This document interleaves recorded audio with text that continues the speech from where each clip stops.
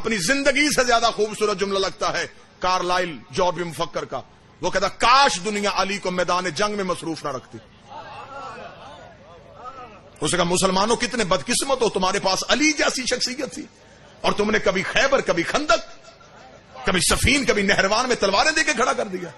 کاش اسے تم منبر دیتے, وہ صرف بولتا اور تم مسلمان لکھتے. اگر تم اس علی کو بولنے دیتے وہ تمہاری علم کی اتنی دنیایں تخلیق کر دیتا, تمہیں قیامت تک ریسرچ کی ضرورت ہی نہ پڑتی. اس لیے کوفے میں میرے مولا علی نے 3 بار سینے پہ ہار مار کا ہائے حسرت, ہائے حسرت, ہائے حسرت. صحابی نے قدموں میں گر کے کہا یا علی کون سی حسرت؟ فرمایا جتنا بڑا عالم تھا اتنا کسی نے پوچھا نہیں, جتنا بڑا سخی تھا اتنا کسی نے مانگا. زمانہ مجھ سے پوچھتا میں انہیں علم کی گرہیں کھول کھول کے بتاتا.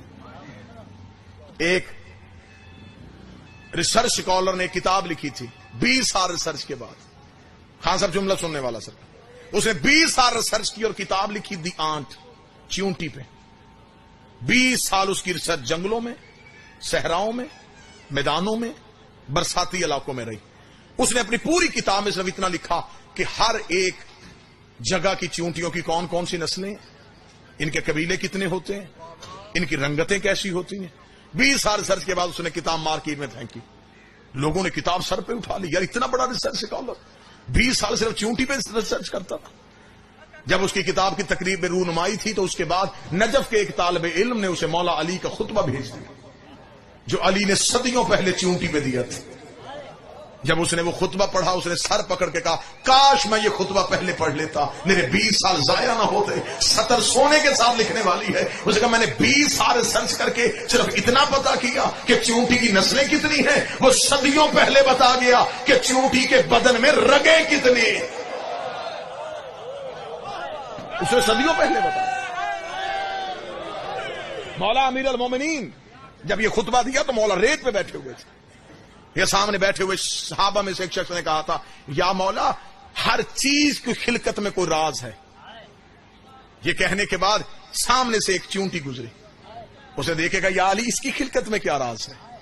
علی مسکرائے اور علی مسکرا کے فرمایا لطف لیں گے آپ بات. مولا نے فرمایا چیونٹی کو مولا نے یوں دیکھا اور دیکھ کے مولا نے فرمایا چیونٹی کی پورے سال کی خوراک گندم کا ایک دانہ ہے. علی فرماتے کہ اللہ نے اسے اتنا شعور دیا ہے جب یہ دانے کو سٹور کرتی ہے تو یہ 4 حصوں میں کرتی ہے. اسے بھی اتنی عقل ہے میں 2 میں کروں گی تو پھر پودا اگائے گا. اگر یہ 2 حصوں میں تقسیم کرے تو پھر وہاں سے گندم کا پودا ہوگے. یہ اسے 4 حصوں میں تقسیم کرتی.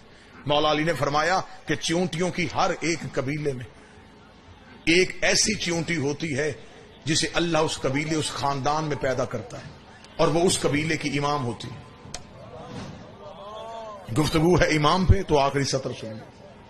مولا فرماتے کہ چیونٹیوں کے قبیلے میں ایک چیونٹی اللہ ایسی خلق کرتا ہے, اس کی نشانی یہ ہوتی ہے رنگت اس کی ان جیسی ہوتی ہے, قد ان جیسا ہوتا ہے. علی فرماتے اس کے منہ کے اندر ایک خاص لعاب ہوتا ہے جو باقی چیونٹیوں میں نہیں ہوتا, وہ اس قبیلے کی امام ہوتی ہے. چیونٹیاں بھی اپنا امام خود نہیں بناتی, چیونٹیوں کا بھی امام اللہ بناتا ہے. اور علی فرماتے یہ چیونٹیاں جب بھی چلتی ہیں قطار میں کیوں چلتی ہیں؟